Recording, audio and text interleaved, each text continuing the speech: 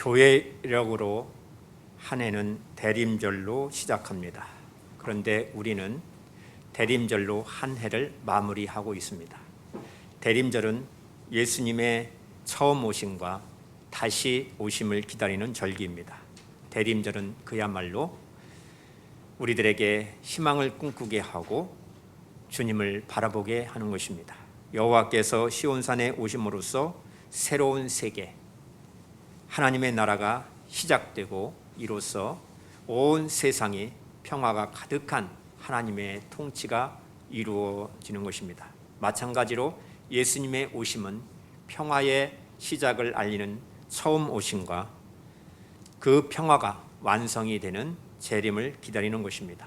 현실적으로 우리는 크리스마스 성탄절을 기다리는 기간이기도 합니다. 이 대림절과 관련하여 하나님께서 우리에게 주신 말씀은 로마서 13장 11절부터 14절 말씀입니다. 구원의 날이 가까이 온다라고 말씀하는 것입니다. 오늘 본문 말씀은 방탕한 삶 속에서 고통을 겪으면서 구원의 길을 간절히 사모하였던 아우구스티누스가 읽고 변화된 말씀으로 아주 유명합니다.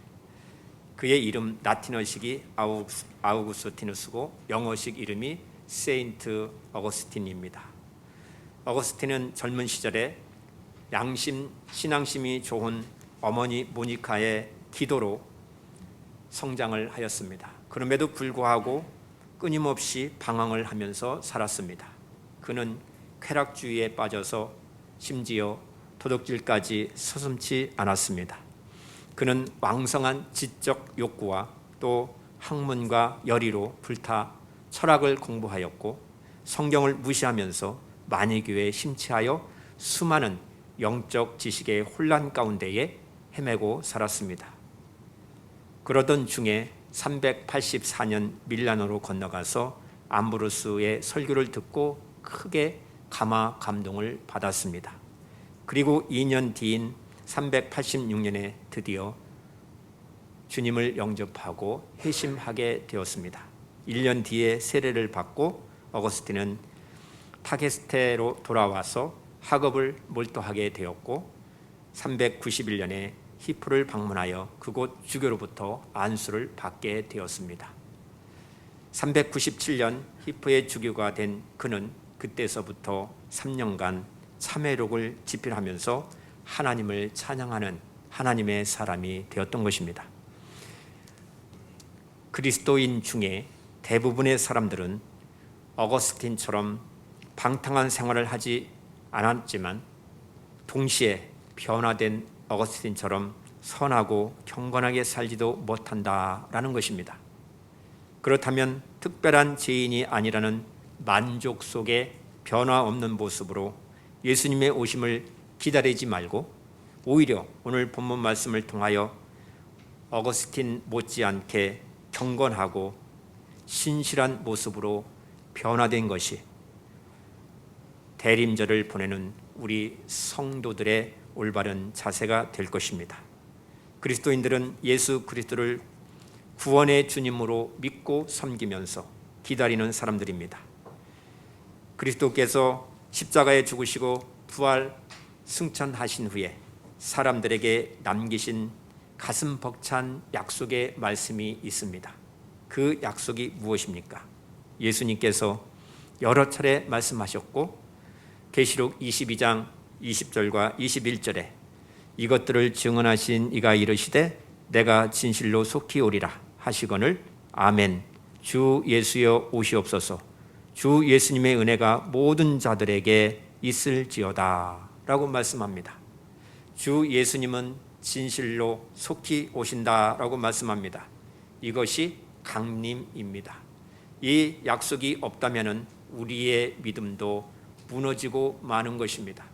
그래서 그리스도인들은 주 예수님 오심을 기다리는 사람들입니다. 사람이란 말의 헬라 원어를 보게 되면 머리를 하늘에 두고 사는 자란 뜻으로 해석했습니다. 그만큼 사람들은 신비하게 지어졌다라는 것입니다. 창세기 1장 27절 말씀을 보면 하나님이 자기 형상 곧 하나님의 형상대로 사람을 창조하시되 남자와 여자를 창조하시고 라고 말씀합니다. 하나님의 형상대로 창조했다는 말은 사람의 영혼이 하나님처럼 지어진 것이라고 말씀하시는 것입니다. 또한 시편 94편 8절부터 10절을 보시면 백성 중에 어리석은 자들아 너희는 생각하라. 무지한 자들아 너희가 언제나 지혜로울까. 길을 지으신 이가 듣지 아니하시랴. 눈을 만드신 이가 보지 아니하시랴. 뭇 백성을 징벌하시는 이 곧 지식으로 사람을 교훈하신 이가 징벌하지 아니하시랴 라고 말씀하였습니다. 그러니까 사람의 지혜와 사람의 인격과 그리고 육체는 다른 모든 동물들과 달리 하나님을 상대해서 하나님과 옳은 관계 속에서 진리를 탐구하고 그 진리를 깨닫도록 지어진 존재다라고 말씀하시는 것입니다. 그래서 잠언서 20장 27절에 사람의 영혼은 여호와의 등불이라 사람의 깊은 속을 살피느니라 라고 말씀하고 있습니다. 짐승들은 영혼이 없기 때문에 죄를 지어도 양심의 가책이 없습니다. 사람 속에는 하나님의 형상대로 만들어진 영혼이 있어서 죄를 지으면 부끄러움과 두려움을 알게 되는 것입니다. 이것을 하나님의 등불이라고 잠언서 기자는 표현을 한 것입니다. 다시 말해서 양심의 활동에 의해서 하나님 앞에 자신의 잘못을 살피도록 되어 있다라는 것입니다. 이렇게 사람은 독특하게 창조되었습니다. 하나님께서 사람을 만드신 목적이 있을 것입니다. 하나님이 창조하신 이 우주의 배후에는 하나님의 목적이 있고 그 목적에 부응하는 기한이 있는 것입니다. 그 목적을 향해서 가는 데는 때가 있고 한계가 있습니다. 전도서 3장에는 하나님이 모든 것을 지으시되 때를 따라 아름답게 하셨고 또 사람들에게 영원을 사모하는 마음을 주셨다라고 말씀하고 있습니다. 이 세상에 존재하는 모든 것들은 반드시 그 시작된 때가 있는 것입니다. 어느 날 예수님께서 예루살렘에 가셔서 성전에 들어가셨을 때의 일입니다. 그때 마침 예수님의 제자들이 웅장한 성전에 그 지어진 것을 보고 감탄하는 말을 하였습니다. 그 성전은 솔로몬 당시에는 8년이나 걸린 성전이었고 또 바벨론 포로 이후에는 헤롯 왕 때에 새로 지어진 때는 46년이나 걸려서 완성된 성전이었던 것입니다. 그 성전이 얼마나 아름답고 웅장하였으면 보는 사람들마다 감탄이 절로 나왔던 것입니다. 그러나 예수님은 제자들의 그 말을 들으시고 아주 충격적인 말씀을 하셨습니다. 돌 하나도 돌 위에 남지 않고 다 무너질 것이다. 돌 하나도 돌 위에 남지 아니하고 다 무너질 것이다. 이 말씀을 들은 제자들은 영문을 알 수가 없었습니다. 도무지 믿어지지 않았던 것입니다. 그래서 당장에는 물어보지 못하고 성전에서 1500m쯤 되는 감난산에 올라가셨을 때에 조용히 주님께 질문하였습니다. 마태복음 24장 3절에 이런 일들이 언제 일어나겠습니까? 주의 임하심과 재림이 세상 끝에는 무슨 징조가 있겠습니까? 주님, 우리에게 말씀해 주십시오. 그때에 예수님께서 이렇게 대답하셨습니다.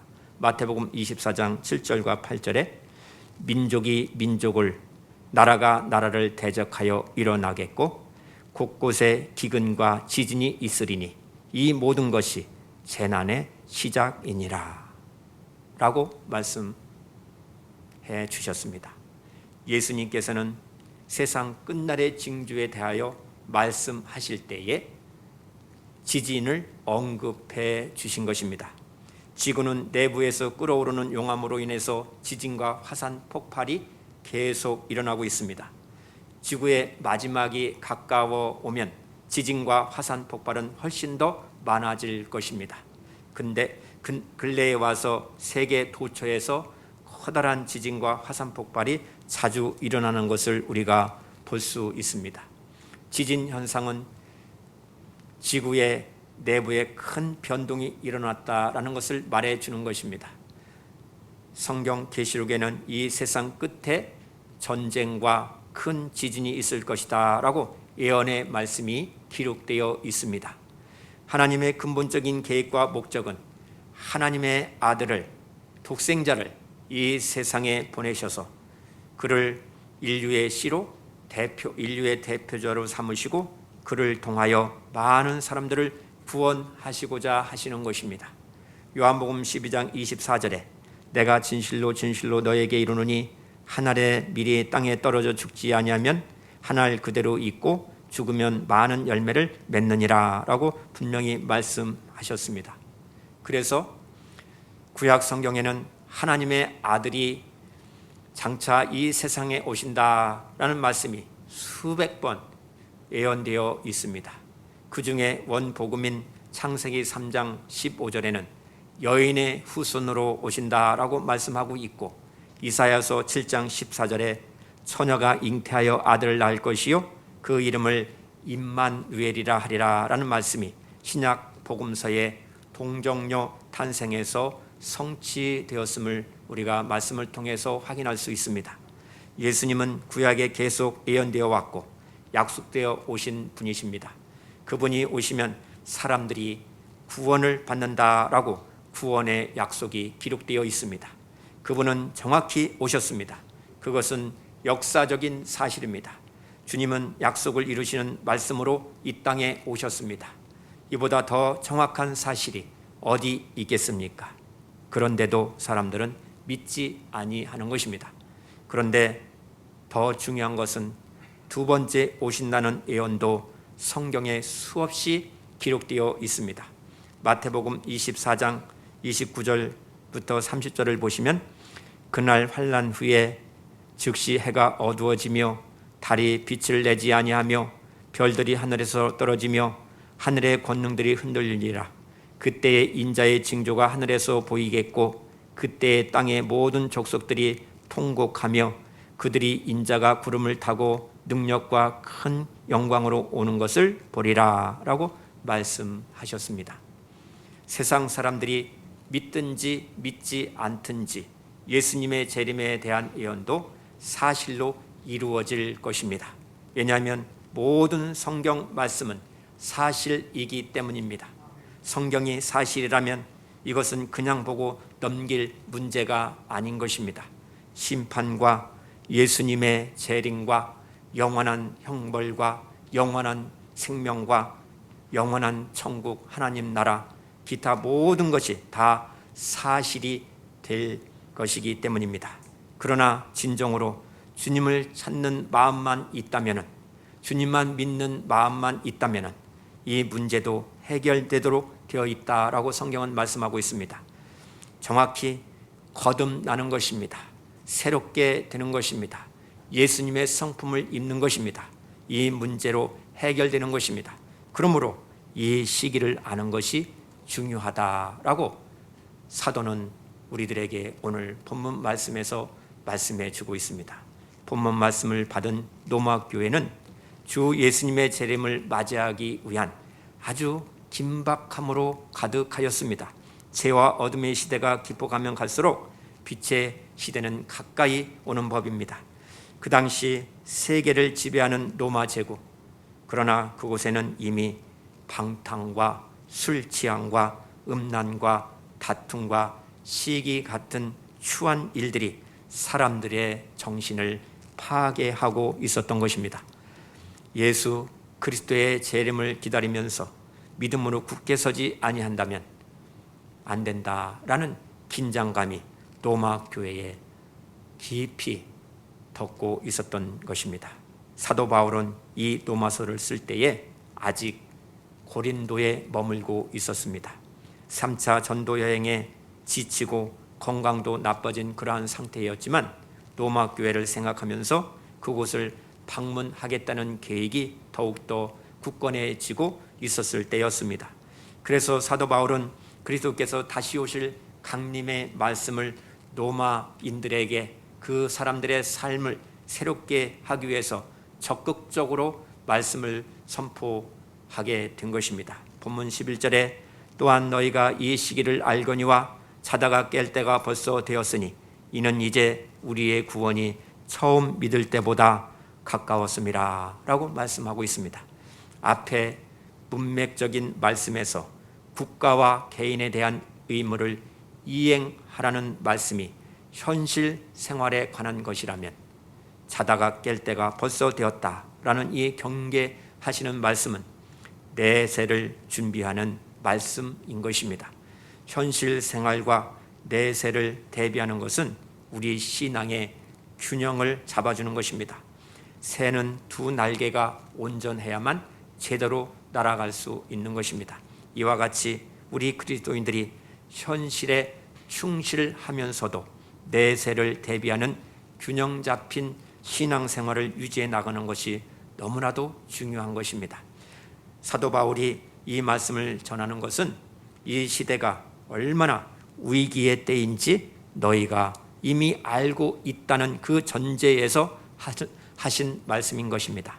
성경이 말씀하고 있는 시간은 크로노스와 카이로스라는 시간입니다. 크로노스는 연대기적으로 흐르는 긴 시간을 의미합니다. 반면에 카이로스는 특정한 짧은 시기를 의미합니다. 그래서 카이로스는 하나님의 시간인 것입니다. 그러므로 우리들에게 주어진 시간은 긴 세월인 크로노스 중에서 극히 일부인 카이로스를 살아가고 있을 뿐입니다. 본문 11절에서 말씀하고 있는 이 시기가 바로 카이로스인 것입니다. 그래서 자다가 깰 때가 벌써 되었으니 이는 이제 우리의 구원이 처음 믿을 때보다 가까웠습니다 라고 말씀하시는 것입니다. 문맥적으로 보면은 우리의 구원이 처음 믿을 때보다 가까워졌다는 말씀이 주 예수님의 재림이 가까워졌다라는 뜻인 것입니다. 그러나 종말이란 역사적인 종말도 있고 개인적인 종말도 있습니다. 따라서 그 사람에게 있어서 개인적인 종말은 곧 역사적인 종말을 의미할 수도 있는 것입니다. 왜냐하면 사람의 생명은 두 번의 기회가 주어지지 않기 때문인 것입니다. 그러므로 그 사람, 자기가 죽고 나면은 세상이 끝난 것과 다를 바가 없는 것입니다. 그래서 우리 성도들의 시간은 언제나 오늘에 충실해야 합니다. 어제는 이미 지나가 버렸습니다. 내일은 아직 다가오지 않았으며 그것도 당도에 오게 되면은 오늘뿐인 것입니다. 그래서 히브리서 3장 13절에 오직 오늘이라 일컫는 동안에 매일 피차 권면하여 너희 중에 누구든지 죄의 유혹으로 완고하게 되지 않도록 하라라고 권면하시는 것입니다. 그렇습니다. 우리에게 주어진 시간 카이로스는 오늘의 연속입니다. 오늘이 모여서 일주일이 됩니다. 오늘이 모여서 한 달이 됩니다. 오늘이 모여서 1년이 되고 우리의 여생이 되는 것입니다. 앞으로 남은 인생이 되는 것입니다. 그렇다면 오늘이 말세요. 오늘이 마지막 날인 것입니다.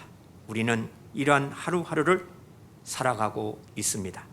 그래서 사도 바울은 그러한 조급함을 영적으로 느끼고 너희가 이 시기를 알거니와, 이 말은 시간이 별로 없다는 뜻입니다. 잠자듯이 허송세월을 하고 있을 때가 아니라고 말씀하는 것입니다. 자다가 깰 때라는 말은 따르릉 하고 자명종 시계가 울리는 시점을 의미하는 것입니다.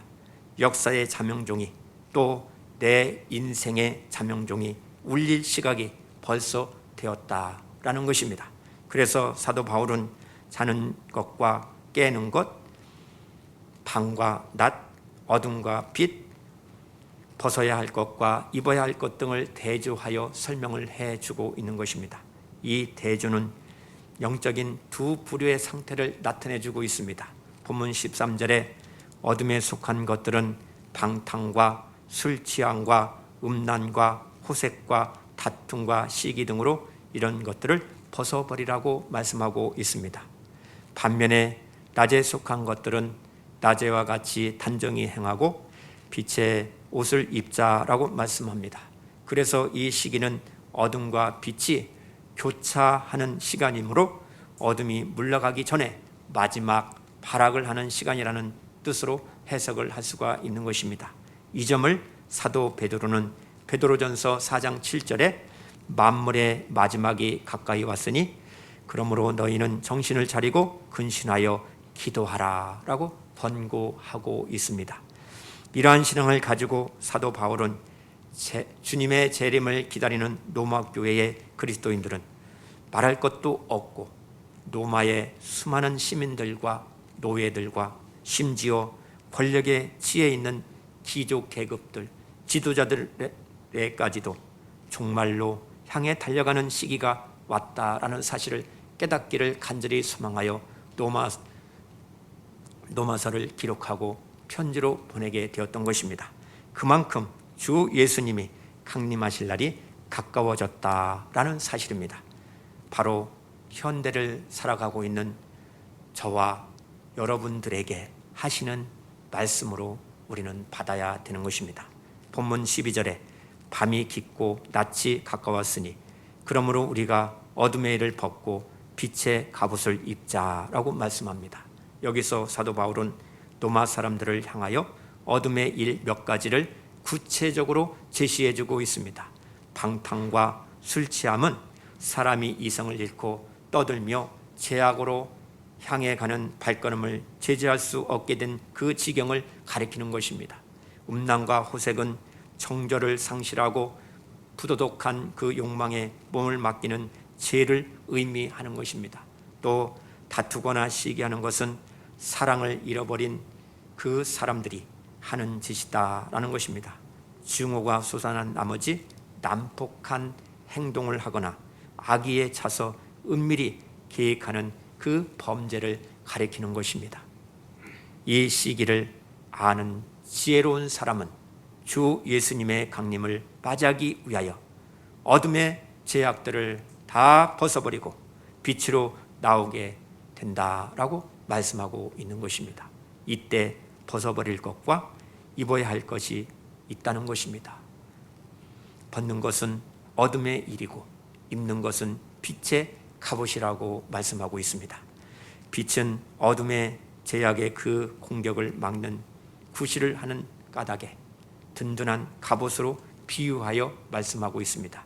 이 시기를 아는 그리스도인들은 빛의 갑옷을 입고 태양빛이 가득한 아침을 맞이하듯이 진리의 빛의 옷을 입는 행복한 사람이라고 말씀하고 있습니다. 어거스틴이 경험한 빛이 무엇입니까? 사도 바울이 기록한 이 편지의 의미는 그로부터 300년이 지난 후에 히포의 성 어거스틴의 회심과 관련된 구절로 새로워졌습니다.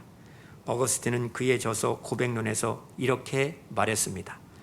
그는 절망을 안고 밀라노의 한 정원을 거닐고 있었습니다.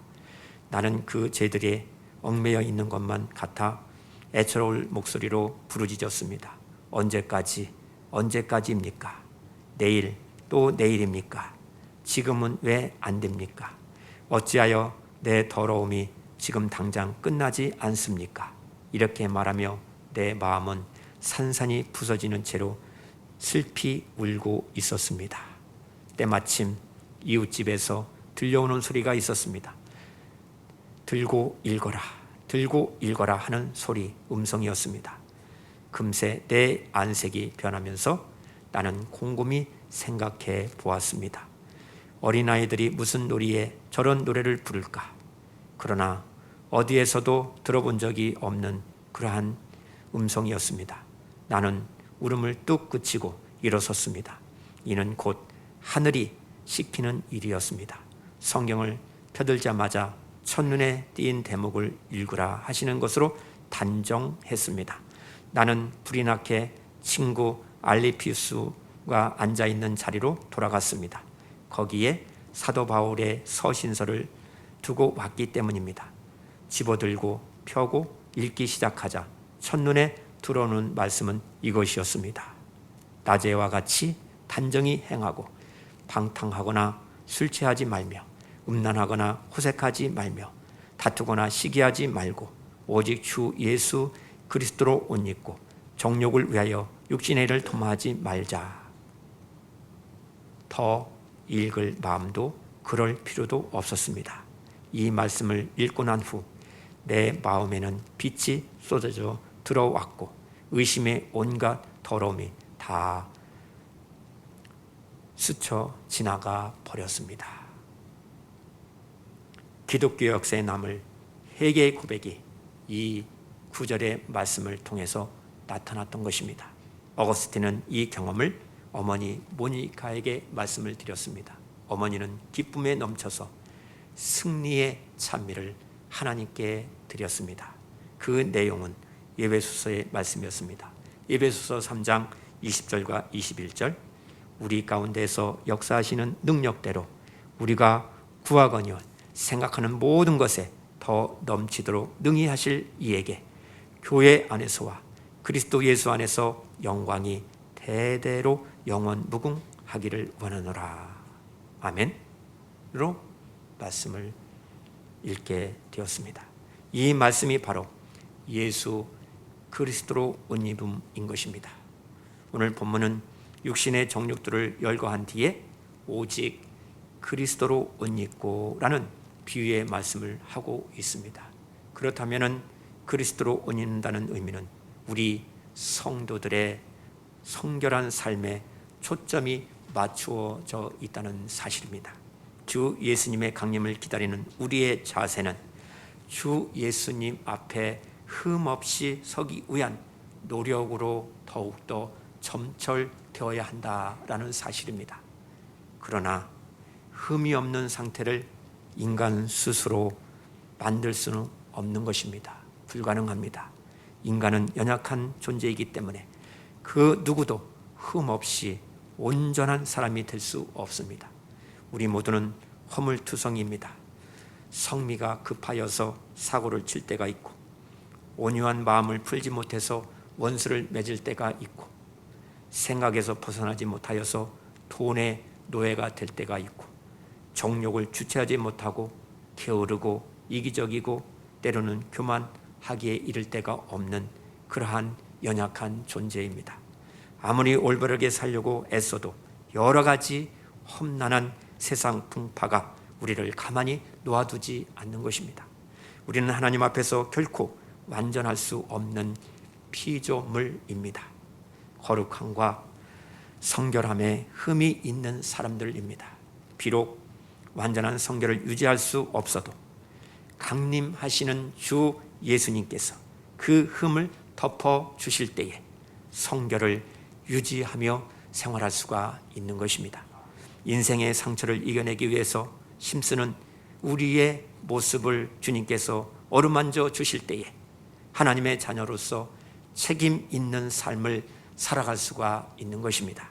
그러므로 오늘 말씀처럼 우리 주님께서 덮어주실 만한 그 옷을 입어야 하는 것입니다. 빛의 갑옷이라고 말씀했습니다. 그리스도인이란 흑암의 권세자들과 싸워야 하는 빛의 갑옷을 입는 믿음의 용사들인 것입니다. 빛의 갑옷은 전투복인 것입니다. 본문 14절에 주 예수 그리스도로 옷 입고 라고 했습니다. 이 옷은요 세마포 예복입니다. 이 세마포 예복은 성도들의 옳은 행실이라고 말씀합니다.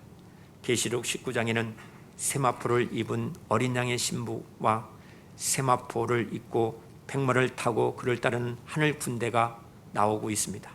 그리스도인들은 어린 양의 신부이지만 지금은 빛의 갑옷을 입고 영적 전투를 수행하는 십자가 군사들인 것입니다. 영적 전투에서 패하고 세상 풍주에 밀려 이리저리 흔들리며 육신의 일을 도모하다가 결국 주님 앞에 설 수 없게 된다면 우리의 삶은 아무런 소망이 없는 것입니다. 강림하실 주 예수님께서 우리의 흠을 어루만져 주시고 성결하다고 인정해 주셔야만 우리는 바로 설 수가 있는 것입니다. 이를 위해서 그리스도로 옷 입는 성도들이 되어야 합니다. 예수 그리스도와 영적인 연합을 추구하고 노력하는 것입니다. 날마다 시간을 분별하고 주님께서 주시는 그 재능을 가지고 이웃을 위해서 헌신하고 사랑으로 수고하는 것입니다. 하나님 앞에 예배하는 것입니다. 기도하는 것입니다. 그래서 우리에게 주시는 교훈의 말씀을 들어야 합니다. 우리는 오늘 이 땅에서 참 인간으로 오신 예수 그리스도를 기리고 또한 재림하실 주 예수님을 기다리는 대림절기를 맞이하여 예배하고 있습니다. 예수님께서 세상을 구원하시기 위해서 이 땅에 오실 때에 주님을 맞이하기 위해 필요한 것은 바로 죄를 회개하는 것입니다. 예수님을 믿고 영접할 준비를 하는 것입니다. 그리고 재림하실 주 예수님을 맞이하기 위해서 필요한 것은 나태하고 불의한 신앙생활을 다 고치고 주님을 향한 그 믿음을 새롭게 하고 바른 신앙생활을 해야 하는 것입니다. 오늘 본문 말씀은 이미 믿고 있는 우리의 잘못된 모습을 고치고 신앙을 새롭게 하여서 예수 그리스도의 탄생을 기리고 또 재림을 예비하기에 적합한 교훈의 말씀을 우리들에게 주고 있는 것입니다. 먼저 우리가 종말의 그 임박성을 항상 깨닫고 있어야 한다라고 가르쳐주고 있습니다. 사도 바울이 이런 말씀을 증거한 지 2000년 이상이 지나도록 예수님께서는 재림하지 아니하셨으므로 이 말씀이 비현실적인 말씀으로 다가올 수도 있는 그런 분들도 있을 수 있습니다. 그러나 종말의 성격을 생각할 때 이렇게 종말이 임박했다는 말씀이야말로 가장 현실적이고 가장 적합한 교훈의 말씀인 것입니다. 왜냐하면 종말은 언제 올지 아무도 모르는 카이로스 시간이기 때문인 것입니다. 그래서 깨어 준비하고 있어야 한다고 말씀하고 있는 것입니다. 아울러 우리는 개인적 종말의 시기, 즉 자신이 죽어 더 이상 심판을 준비할 기회가 없어지는 시기가 언제인지 모른다는 것입니다. 그러므로 종말은 항상 우리에게 임박한 것입니다. 늘 깨어 준비해야 한다고 말씀하고 있습니다. 우리가 종말이 임박한 것을 심각하게 깨닫는 것이 바로 깨어 기도하는 것입니다. 주님을 바라보는 것입니다. 이렇게 깨어 기도하는 성도들은 어둠의 일을 벗어버리고 그리스도를 따르는 성도답게 바른 삶을 살 수 있다라고 사도는 가르쳐주고 있습니다. 우리에게 특별히 요청되는 것은 사랑과 경건의 삶을 사는 것입니다. 자기의 욕심에 따라 마음대로 사는 방탕한 삶은 신앙인에게 합당하지 않는 것입니다. 신앙인이기 때문에 세상으로부터 더 큰 질타를 받는 것입니다.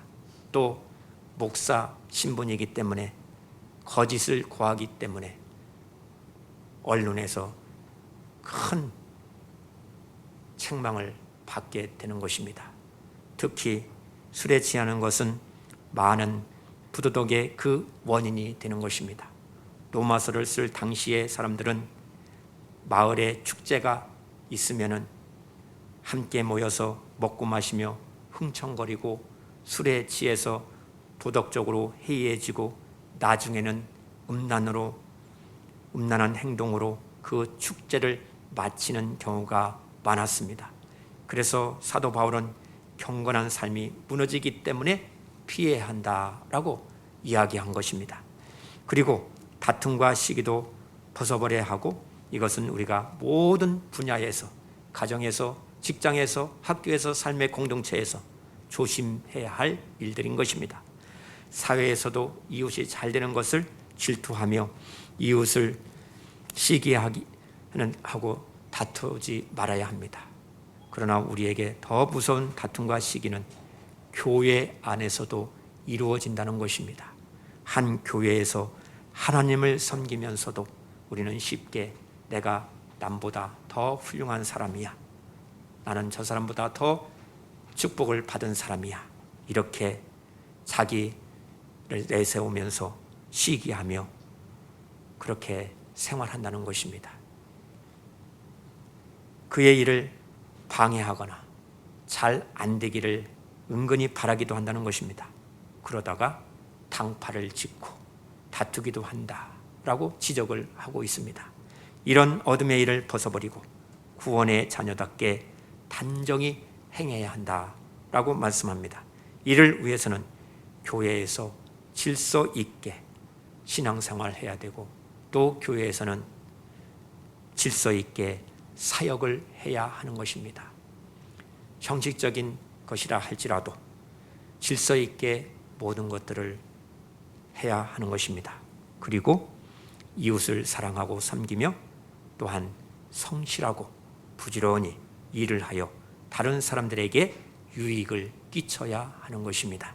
이렇게 사는 것이 예수님을 영접한 사람의 삶이고 다시 오실 예수님을 준비하는 성도들의 거룩한 삶의 모습인 것입니다. 그렇습니다.